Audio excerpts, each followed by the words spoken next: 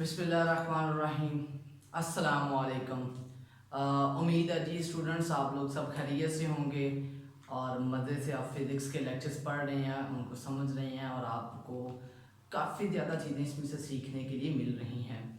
आज का हमारा जो आर्टिकल है वो बहुत इजी है, वो सिंपल है, मतलब इतना कह लें कि अब कॉम्प्लेक्स भी नहीं है।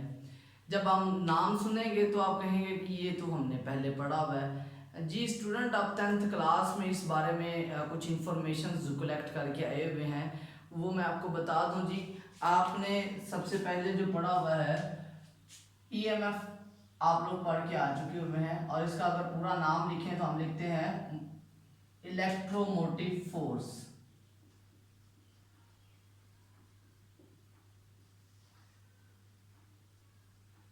बाय नेम आपको लगता है जैसे ये फोर्स है, लेकिन बेसिकली ये फोर्स नहीं है। क्यों? क्योंकि ये एक्सेलरेशन पैदा नहीं करती। मैं ये बात यहाँ पर लिख रहा हूँ, it is not a force. क्यों फोर्स नहीं है? Because it does not produce any acceleration. क्योंकि ये कोई भी एक्सेलरेशन पैदा नहीं करती। तो फिर ये क्या चीज़ है? हम इसको क्यों पढ़ रहे हैं? इसका हमें क्या फ़ायदा होने वाला है? ये चीज़ें हमारी आज अंडर डिस्कशन आएंगी। सबसे पहले हम इसकी डेफिनेशन की बात करते हैं जी। तो डेफिनेशन आपके पास क्या होगी?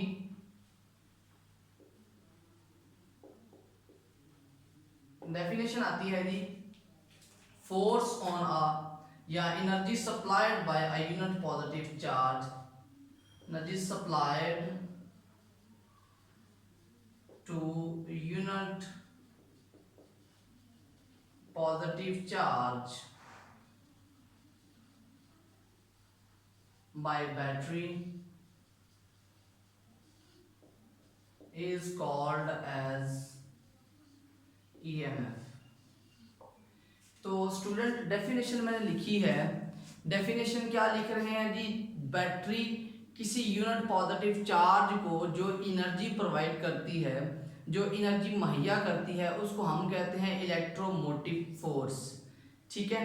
अगर हम इलेक्ट्रोमोटिव फोर्स की बात करते हैं, इसको रिप्रेजेंट करते हैं ईएमएफ के लिए आप एप्सिलॉन नॉट टाइप सिंबल लिखते हैं, delta W over delta Q.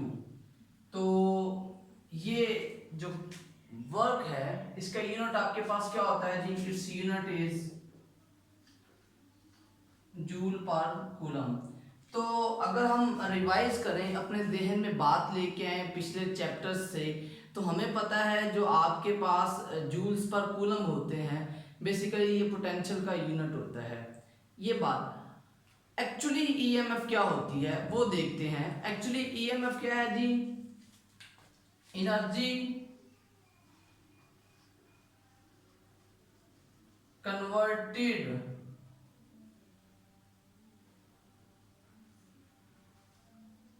from chemical to electrical form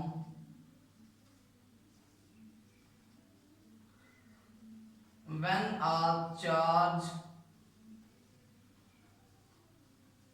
pass through the circuit। Actually बात यह है कि जब आप किसी सर्किट में एक चार्ज को मूव करवाते हैं तो वो चार्ज आपके पास जो एनर्जी अपनी केमिकल फॉर्म से इलेक्ट्रिकल फॉर्म में कन्वर्ट करता है, उसको हम ईएमएफ कहते हैं। ये आपके पास एक सिंपल डिस्क्रिप्शन थी जो ईएमएफ से रिलेटेड है। ईएमएफ की अगर हम बात करते हैं तो स्टूडेंट ईएमएफ एक्चुअली क्या होती है? ये आपके पास सपोज करते हैं एक बैटरी है और ये बैटरी के अंदर एक सोर्स है, इलेक्ट्रोड्स हैं, उनकी रेजिस्टेंस है। ये जो ओवरऑल होता है ना आपके पास, इस ओवरऑल को हम कहते हैं पोटेंशियल। ये आपके पास ईएमएफ है। मैंने जो रेड सर्कल किया है वो red circle basically electric potential है जो आपके सर्किट में जनरेट हो रहा है, और ये आर जिसे मैं स्मॉल आर लिखूंगा, दिस इज स्मॉल आर, इसे हम कहते हैं इंटरनल रेजिस्टेंस। इंटरनल रेजिस्टेंस क्या होती है जी, वो बात करते हैं। इंटरनल रेजिस्टेंस आपके पास स्टूडेंट आ जाती है resistance offered by the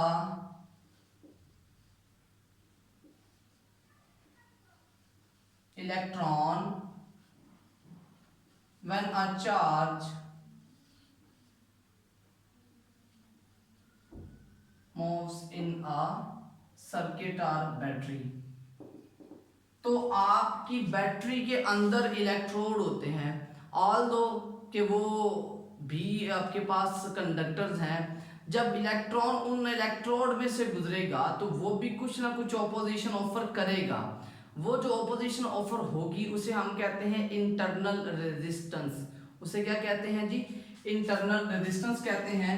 basically EMF की अगर हम इक्वेशन लिखें तो हम लिख सकते हैं EMF is equal to the potential plus I into R. ये आई इंटू आर कौन सी टर्म है, this is potential drop. Potential drop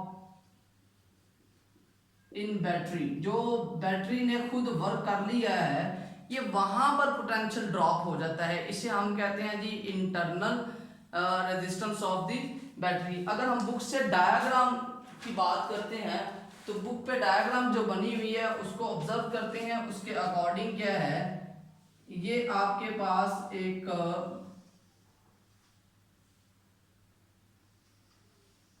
potential source है और यहाँ पर आपने कोई भी ऑब्जेक्ट रखा हुआ है जिसका काम क्या है जी, आपकी एनर्जी को यूज करना।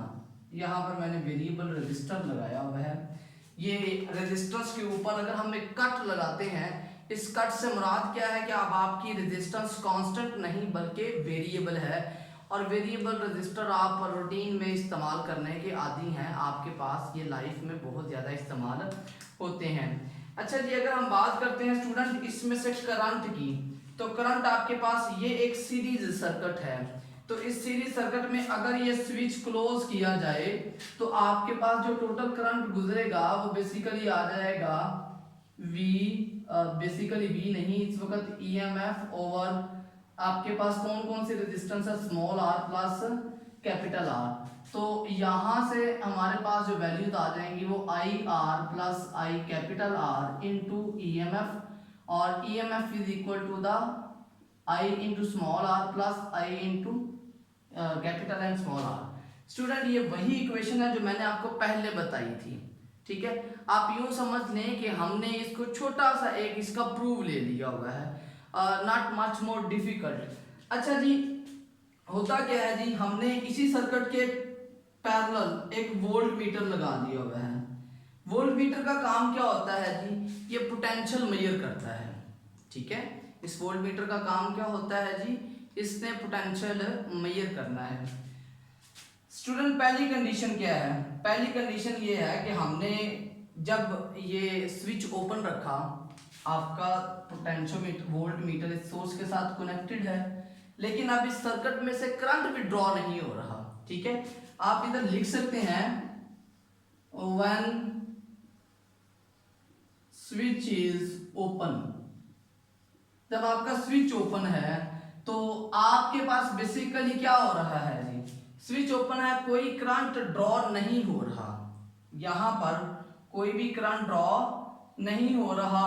तो हमारे पास जो ईएमएफ आ जाती है वो बेसिकली उसी वक्त आपके सोर्स के बराबर आ जाती है, ठीक हो गया जी। हमारे पास जब स्विच ओपन होगा उस वक्त जो पोटेंशियल ड्रॉप होगा उसमें कोई चेंजिंग्स नहीं आती, वो बल्कि क्या हो जाता है एज इट इज आपके पास जो आपका पोटेंशियल ड्रॉप होगा सर्किट के अलाउंग पोटेंशियल होगा उसी के बराबर आ जाता है। इससे मुराद क्या है, अब आपका कोई भी बेसिकली अगर हम देखें तो ये पैरामीटर कुछ यूं लिखा हुआ है, EMF is equal to the VT plus IR। जब सर्किट से करंट ड्रॉ नहीं करेंगे, ये पोटेंशियल आपके ये करंट जीरो हुआ तो इस तरह से आपके पास ये जो टर्म है इसके बराबर आ रही है। नंबर 2 वो ये कहता है जब हमने इस स्विच को बंद किया, क्लोज कर दिया, अब जब स्विच को क्लोज किया तो यहां पर पोटेंशियल आपका ड्रॉप कर गया, यहां पर पोटेंशियल क्या हो गया जी, ड्रॉप कर गया। कैसे ड्रॉप किया, वो ये कहता है कि इस वक्त आपका जो Vt था वो EMF minus I into R के बराबर आ गया। मतलब कहने का ये हुआ कि जब हमने सर्किट में से करंट ड्रॉ करना शुरू किया, आपकी बैटरी ने एनर्जी सप्लाई करना शुरू की, तो हमारे पास ईएमएफ की वजह से वैल्यू क्या होना शुरू होगी, अब करंट ईएमएफ और पोटेंशियल डिफरेंस में फर्क आना शुरू हो गया। स्टूडेंट अब इसमें एक क्रिटिकल सा डिफरेंस है, वो क्रिटिकल सा डिफरेंस क्या है वो देखते हैं। सबसे पहली बात वो ये कहता है ईएमएफ इज कॉज, ईएमएफ आपके पास कॉज है, ये हमेशा होगी, ये कभी भी खत्म नहीं होगी। आप जब बैटरी में से करंट ड्रॉ करते हैं तब भी, और जब करंट ड्रॉ नहीं करते तब भी, ठीक है, ऑलवेज प्रेजेंट है जी।